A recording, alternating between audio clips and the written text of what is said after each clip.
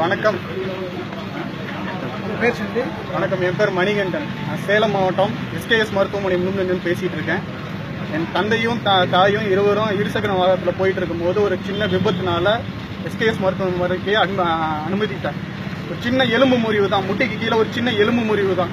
அந்த முறிவு காரணமாக நான் அனுமதித்தேன். இங்கே வந்து சின்ன ஒரு பிளேட் வைக்கணும், அப்படி வச்சா தான் அந்த மூட்டு கூடும் அப்படின்னு சொல்லி சொன்னாங்க. அதன் காரணமாக நான் தொடர்ச்சி இங்கே மருத்துவமனையில் சிகிச்சை எடுத்துட்டு இருந்தேன் எங்கள் அப்பாவுக்காக. ஆனால் வந்து ஒரு 16 நாள் இங்கே வச்சிருந்தாங்க. ஃபர்ஸ்ட் ஒரு 5 நாள் 6 நாளுக்கு இடையில ஏற்பட்ட கேப்லேயே வந்து பிளேட் வைக்கணும், எக்ஸ்டர்னல் ஃபிக்ஷன் வைக்கணும்னு சொல்லி எல்லா வேலையும் பண்ணிட்டாங்க. ஆனால் கடைசி 16 நாளில் மீதி 10 நாள், கடைசி 10 நாள் என்ன பண்ணாங்கன்னா வெறும் ஐசியூவில் வென்டிலேட்டரில் போட்டு படுக்க வச்சவரை 10 நாள் என்ன பண்ணாங்கன்னே தெரியல. ஒரு நாளைக்கு 40,000 பணம் கட்ட சொன்னாங்க. அது மட்டும் தான் சொன்னாங்க.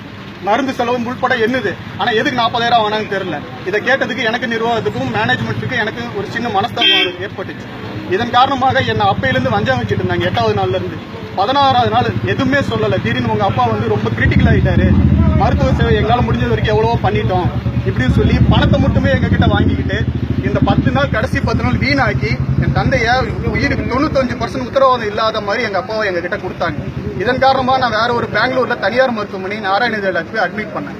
அங்க போயிட்டு வந்து பார்த்தா அவங்க வந்து அட்மிட்டே பண்ணிக்க மாட்டேன்ட்டாங்க.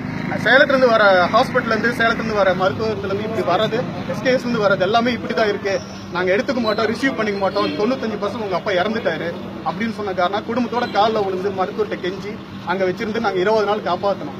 அப்படி இருந்தும் அங்க சில காரணங்கள் என்ன சொல்றாங்கன்னா, சேலத்துல வச்சிருந்து லேட்டா பண்ண ஒரு மருத்துவம் லேட்டா வச்சு அவங்க வச்சிருந்து லேட்டா அனுப்பிச்சதுனால மல்டி ஆர்கன் பிரச்சனையை உருவாகிடுச்சு. நான் அனுப்பிச்சது போனுக்காக, எலும்பு முறிவுக்காக சின்ன ஒரு அந்த மருத்துவ அந்த எலும்பு முறிவுக்கு அட்மிட் பண்ணா அங்க போனதுக்கு என்ன ஆயிடுச்சுன்னா அவங்க என்ன ட்ரீட்மெண்ட்டுக்கு என்ன பதில் சொல்றாங்கன்னா, ஹார்ட், லிவர், கிட்னி இதெல்லாம் ப்ராப்ளம் ஆயிடுச்சு, இதை வந்து அனஸ்தீசியா கொடுத்ததுனால, ஹெவி அனஸ்தீசியா கொடுத்ததுனால இதெல்லாம் போய் அஃபெக்ட் ஆயிடுச்சு, இதனால வந்து உங்க அப்பா வந்து குறைக்கிறதுக்கு வாய்ப்பு கிடையாது அப்படின்னு சொல்லி சொல்றாங்க. இதை வந்து நான் ஒரு கட்டத்தில் அவங்களும் என்ன பண்ணிட்டாங்க, சாரி எங்களால் முடியல நீங்க எடுத்துட்டு போயிருன்னு சொல்லிட்டாங்க. அந்த இடத்துல வந்து கடைசியா நான் எங்க அப்பாவை பார்த்தது அதுதான், உயிரோட பார்த்தது.